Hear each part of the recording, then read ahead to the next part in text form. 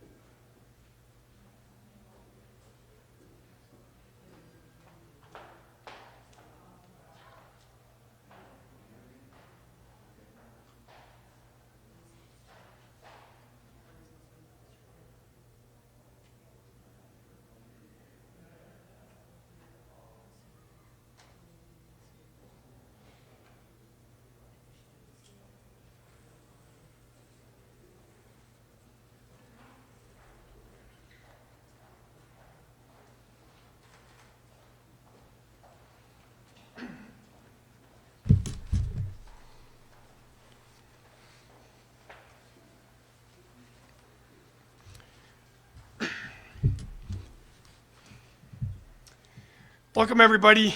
Welcome to everybody in attendance today, and for all those live streaming at home. Thank you for joining us this evening. We're here to talk about some significant developments that has happened in the Nancy Doherty case over the last several weeks. My name is Chief Vern Manor of the Chisholm Police Department. With me here tonight are several members of the Bureau of Criminal Apprehension, members of the family, and County Attorney's Office, and we'll be introducing them soon. This is a day Nancy Doherty's family and all of Chisholm have waited for over 34 years. Today, Chisholm Police Department investigators, BCA agents, and St. Louis County Sheriff's deputies arrested Michael Allen Carbo Jr. for the sexual assault and murder of Nancy Doherty. We are truly gratified to be able to provide some answers to Nancy's family about what happened. And after all these years, take a killer off our streets. Some of our investigators have worked this case their entire careers, and I am grateful for their efforts. We are also grateful as well to the BCA and to so many assisting law enforcement agencies that continue to work this case for more than 3 decades. I'd like to explain a little bit about what happened to Nancy that night and how we came to be standing here today. Nancy Doherty was last seen alive just after midnight on July 16th, 1986. She had been out with a friend and was planning to move from Chisholm to the Twin Cities the next day. Her friend showed up to help her move some furniture later that day, and Nancy didn't answer the door or her telephone. Eventually, her friend and a concerned neighbor called us to check on her. When officers entered Nancy's home, we found her deceased. She had been beaten, sexually assaulted, and strangled. It appeared a struggle had occurred both outside and inside the home, Witnesses later reported hearing a woman screaming earlier on in the morning hours. While there was DNA evidence at the scene, it didn't match anyone. Over the years, investigators interviewed and collected DNA samples from more than 100 people. We pursued every tip and lead that came in, but came up empty every time. A few months ago, I decided to pursue genetic genealogy as a way to possibly generate new leads in the case. Through that process, Mr. Carbo was identified as a possible suspect in this case. Our investigators, BCA agents, and St. Louis County deputies surveilled Mr. Carbo and surreptitiously obtained DNA evidence that BCA scientists matched to the crime scene. Today, we met with Mr. Carbo and with his permission collected a swab directly from him. This afternoon, BCA scientists confirmed the match and Mr. Carbo was taken into custody.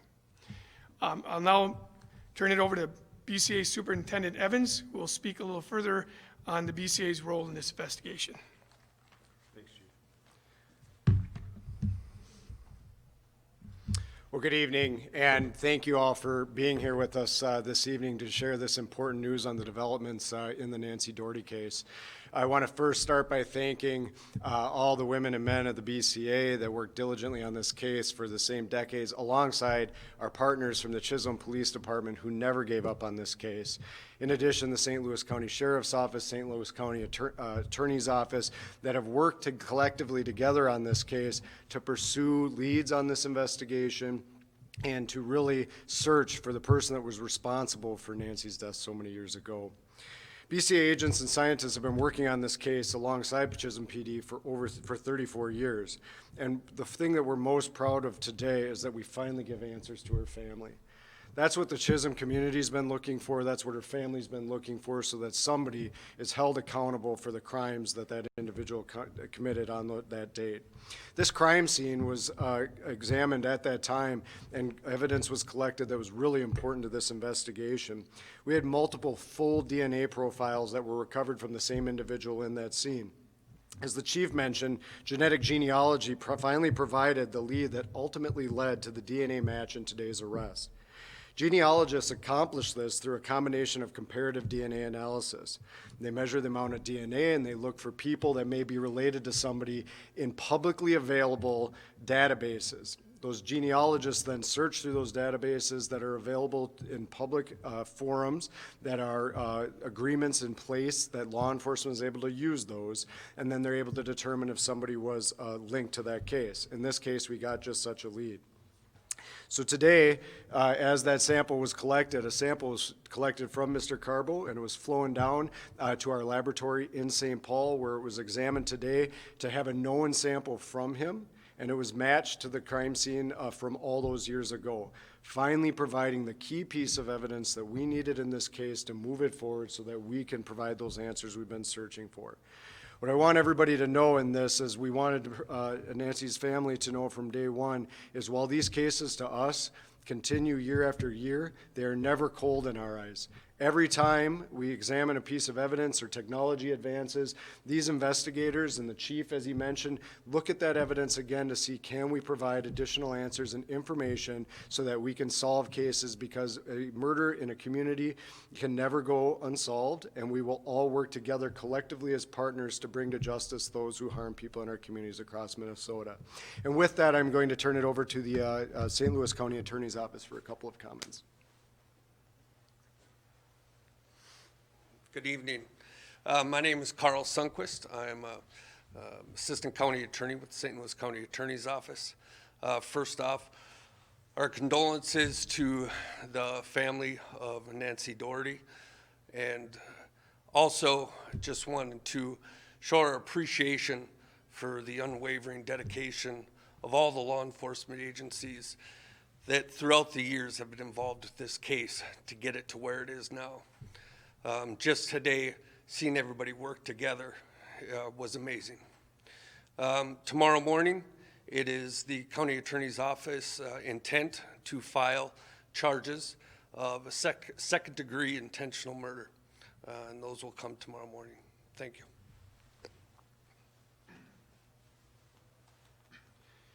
Thank you. And as I said, today, Nancy's daughter Gina and her husband David are here in attendance. And while it's difficult, is elated as she is, it's difficult to speak about her mother. So she wrote down a nice tribute to her mother, and I'm here to read that. So bear with me, I'm reading this. My mom loved to help people. From her job at the nursing home, caring for the elderly, to working on the ambulance service, helping those who needed a caring touch in an emergency. We drove to Alaska one summer, and she stopped the car so she could help accident victims until they could be life-flighted to the nearest hospital. She took care of her family as well.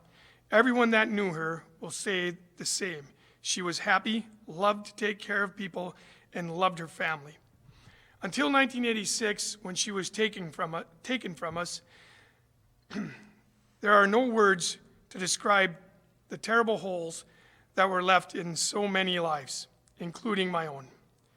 So many tears and struggles. She has missed so much, and I miss her love and guidance.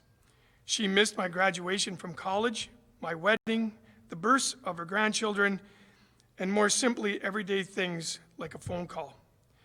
There are also no words of gratitude strong enough for all who have contributed to solving this, who have worked tirelessly and for so many years. To the media for helping us keep this in the spotlight.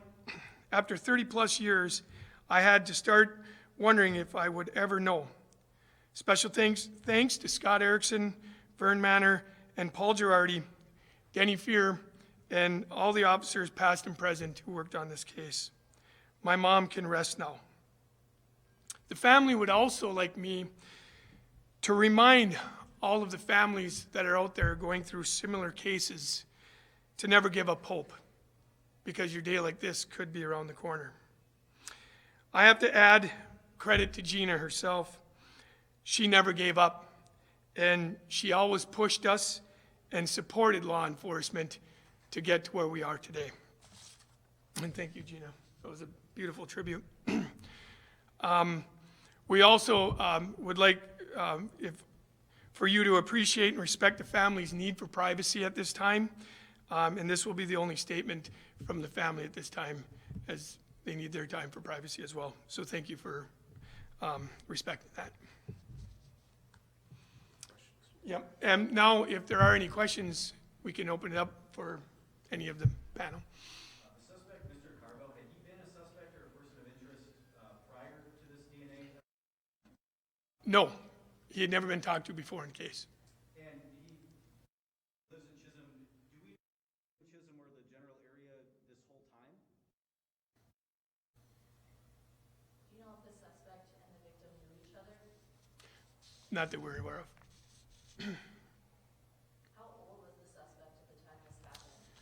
The suspect at the time was 17 years old. Do you believe the suspect is guilty of any other crimes? Right now, we're focusing strictly on this case alone. And for the BCA, I mean, this type of DNA analysis have a lot of other crimes in Minnesota been solved this way, or is this sort of one of the first ones in this nature? So this is the first case solved this way, and as the chief noted, he contracted with Parabon Nanolabs, which is a private company that does this type of work. Genetic genealogy, though, as you're alluding to in this particular case, you had an individual that was never a suspect in this case, and this particular technology was able to provide that lead. To our knowledge, this is the first case in Minnesota that has been solved or where an arrest has been made using this technology.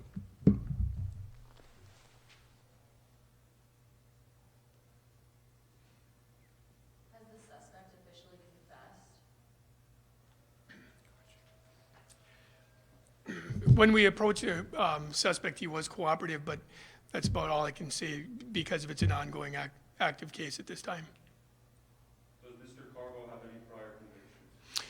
Nothing that would put his DNA in the state database, minor offenses years ago.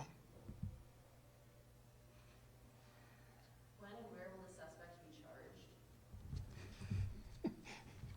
say. The suspect will be charged out of the Hemming jurisdiction, out of the Hemming courthouse.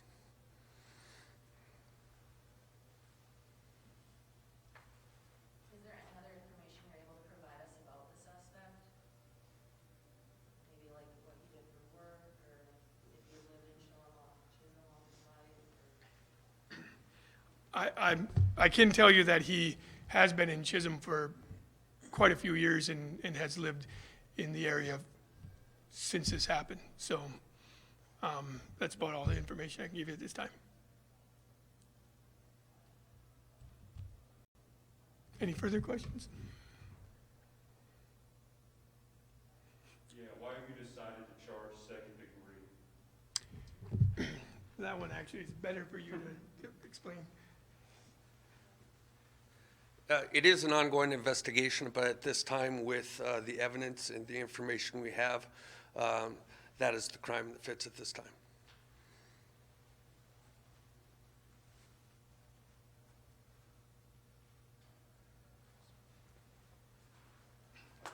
Thank you all for being here.